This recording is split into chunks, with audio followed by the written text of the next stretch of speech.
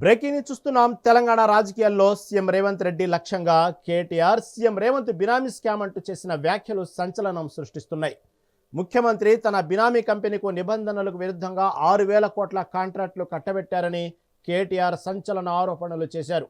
మూసీ ప్రక్షాళనలో 1.5 లక్షల కోట్ల దోపిడీ, లగచర్లలో గిరిజనుల భూములు లాక్కోవడం, అమృత్ పథకంలో సొంత బావమరిదికి లబ్ధి చేకూర్చడం వంటి కుంభకోణాలను కప్పిపుచ్చుకోవడానికే కేసీఆర్, హరీష్ రావులపై విచారణల పేరుతో డైవర్షన్ పాలిటిక్స్ చేస్తున్నారని ఆయన మండిపడ్డారు.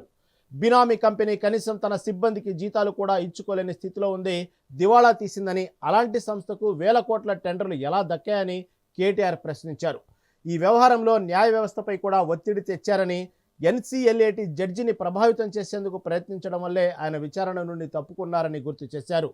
2018 ఐటీ దాడుల్లోనే ఈ కంపెనీ నిధుల మళ్లింపు ఆధారాలు దొరికాయని, ఇందులో మనీ లాండరింగ్ కోణం కూడా ఉంటుందని ఆయన ధ్వజమెత్తారు. తక్షణమే కేఎల్ఎస్ఆర్ కంపెనీకి ఇచ్చిన కాంట్రాక్టులను రద్దు చేసి ఆ సంస్థను బ్లాక్ లిస్టులో పెట్టాలని డిమాండ్ చేశారు.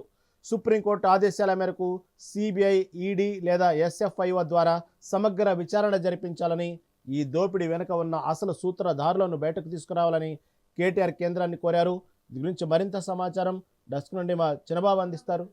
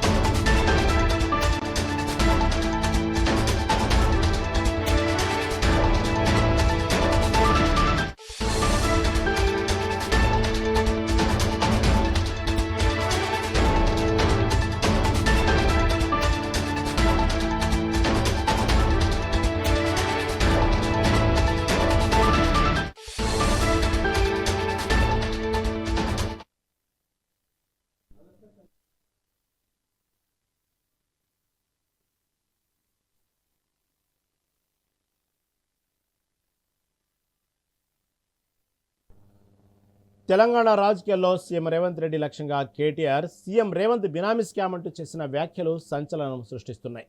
ముఖ్యమంత్రి తన బినామీ కంపెనీకి నిబంధనలు విరుద్ధంగా 6,000 కోట్ల కాంట్రాక్టులు కట్టబెట్టారని కేటీఆర్ సంచలన ఆరోపణ చేశారు.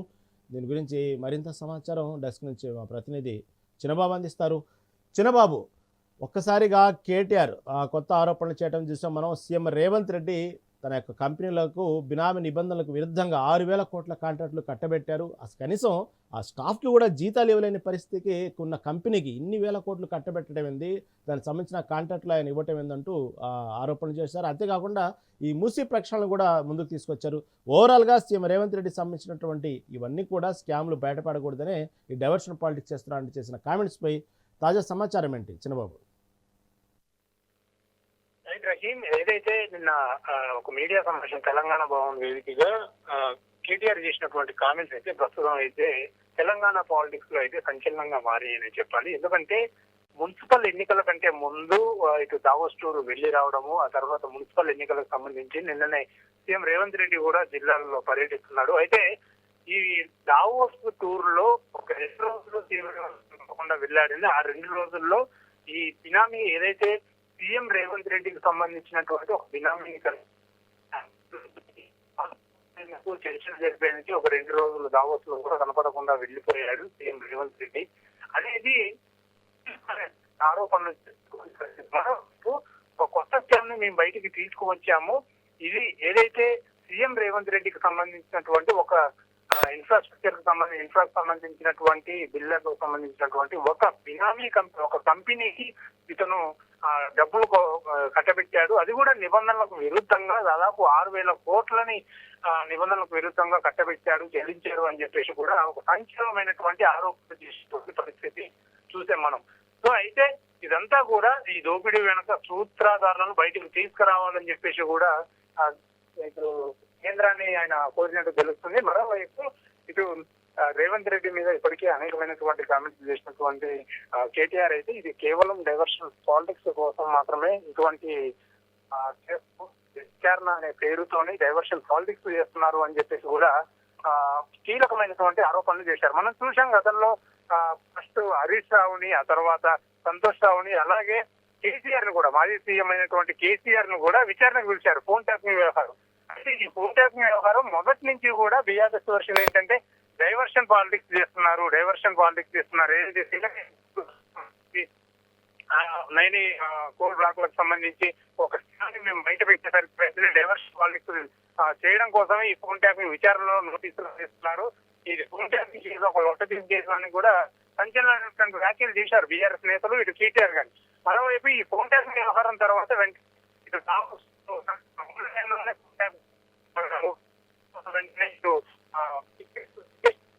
బయట పెడతామని చెప్పేసి కూడా 6,000 కోట్లు మేము బయట పెడుతున్నాము.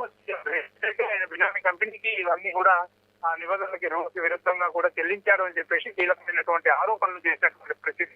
సో ఓవరాల్ మున్సిపల్ ఎన్నికలకు ముందు ఈ చేసినటువంటి కామెంట్స్ సంచలనంగా మారాయని చెప్పాలి. మున్సిపల్ ఎన్నికలకు సంబంధించి ఇటు కాంగ్రెస్ ప్రభుత్వం ఫోన్ ట్యాపింగ్ వ్యవహారాన్ని వాడుకుంటుంది డైవర్షన్ పాలిటిక్స్ కోసం అని చెప్పేసి బీఆర్ఎస్ అంటుంటే, ఇటు బీఆర్ఎస్ మాత్రము బీఆర్ఎస్ మీద సీఎం రేవంత్ రెడ్డి అయితేనేమి, అలాగే కాంగ్రెస్ నేతలు అయితేనేమి చట్టపరంగా చర్యలు తీసుకుంటా ఎవరు తప్పు చేసినా కూడా మినహాయింపు లేదు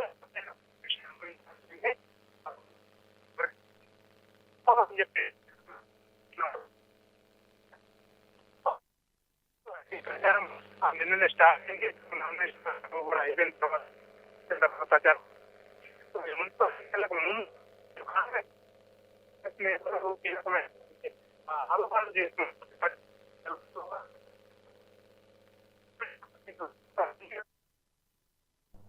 రైట్ చిన్న right. Thank you for update.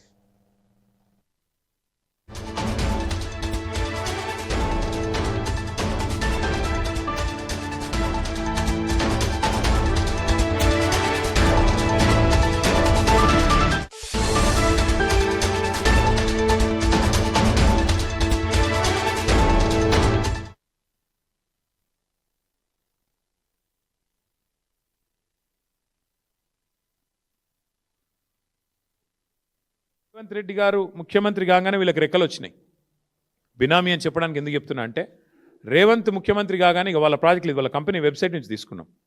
ఏమంటారు వీళ్ళు, మాకు ఈ మధ్య కాలంలోనే పెద్ద ఎత్తున 6,000 కోట్ల ప్రాజెక్టులు వచ్చినాయి, అమృత్ స్కీమ్ వచ్చింది, జల్ జీవన్ మిషన్ వచ్చింది, యంగ్ ఇండియా రెసిడెన్షియల్ స్కూల్స్ మొత్తం కలిపి 6,000 కోట్ల రూపాయల వర్క్స్ మాకు వచ్చినాయని చెప్పి, యంగ్ ఇండియా అంటే మన ప్రభుత్వం తీసుకున్న స్కీము, జల్ జీవన్ ముఖ్యమంత్రి గారి కింద అమృత్ స్కీమ్ ఉంది, అన్నిట్లో కూడా 6,000 కోట్ల వర్కులు. అయితే ఇక్కడ ఇష్యూ ఏంటి అంటే, ఈ కంపెనీ 2029 నుంచే దివాలా తీసింది, ఆ ప్రొసీడింగ్ స్టార్ట్ అయిందని ఇప్పుడే నేను చెప్పాను మీకు. 2023లోనే జూలై 23లోనే వీళ్ళు, అంతకంటే ముందు ఇచ్చింటే అర్థం ఉంది, 2023 కంటే ముందు ఇచ్చింటే అర్థం ఉంది. కానీ వీళ్ళు 2023 నుంచి దివాలా తీసి ఇన్సాల్వెన్సీ పిటిషన్ నడుస్తుంది. దివాలా తీసిన కంపెనీ, దివాలా కేసు 23 జూలై నుంచి విచారణలో ఉంటే, సిబ్బంది వేతనాలకు డబ్బులు లేవు ఈ కంపెనీ దగ్గర. కేఎల్ఎస్ఆర్ అనే కంపెనీకి తమ ఎంప్లాయీస్కి జీతాలు ఇవ్వడానికి డబ్బులు లేక 15 లక్షల రూపాయలు అప్పు తీసుకున్నారు బ్యాంక్ నుంచి. కావాలంటే ఆ వివరాలు కూడా మీ ముందు పెడతాను. అలాంటి కంపెనీకి ఇవాళ సడన్గా, ఇది వాళ్ళదే వెబ్సైట్, 6,000 కోట్ల వర్కులు దివాలా తీసి ఎంప్లాయీస్ జీతాలు ఇవ్వడానికి లేని కంపెనీకి 6,000 కోట్ల వర్కులు వచ్చినాయి అంటే, తెలంగాణలో వరద వారుతోందంటే ఏ రకంగా మరి ఈ కంపెనీకి వస్తూ ఉన్నాయి మనం ఆలోచించాల్సిన అవసరం ఉంది. ఎందుకు ఈ హడావుడి గత వారం రోజులు జరిగింది అంటే, దానికి ఇప్పుడైనా మీకు ఆన్సర్ దొరికిందని నేను అనుకుంటా ఉన్నా. ఎందుకు అంటే, తన బినామీ భాగోతం, తన బినామీ యొక్క కుంభకోణం, 6,000 కోట్ల వర్కులు ఏదైతే ఈ రాష్ట్ర ప్రభుత్వం కేఎల్ఎస్ఆర్ అనే కంపెనీకి, ముఖ్యమంత్రి గారి బినామీ కంపెనీకి ఇచ్చిందో, దాన్ని బయట పెట్టక తప్పని పరిస్థితి. ఇప్పుడు సుప్రీంకోర్టు చెప్పిన తర్వాత రాష్ట్రము కేంద్రం విచారించాల్సిందే, కాబట్టి తప్పని పరిస్థితి. ఇవాళ వాస్తవం ఏంటి అంటే, సుప్రీంకోర్టు ఇంకొక మాట కూడా చెప్పింది, CBI are SFIO, serious fraud investigation agency are ED, ఈ 3 ఏజెన్సీల ద్వారా వెంటనే విచారణ జరిపించండి. నేను చదువుతాను, ఒకసారి వినండి.